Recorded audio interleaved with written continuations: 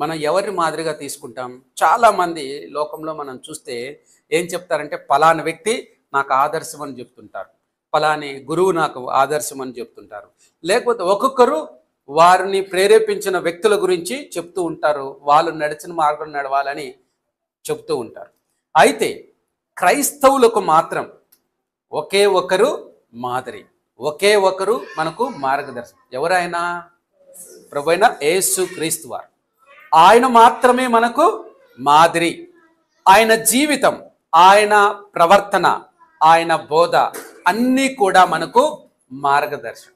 అంటే మనం ఎవరిని పోలి నడవాలి, ఎవరి మాటలు వినాలి, ఎవరి ప్రవర్తన అనుసరించి నడవాలంటే మనం యేసుక్రీస్తు ప్రభునే ముందు ఉంచుతాం. ప్రతి క్రైస్తవుడు చేసే పని.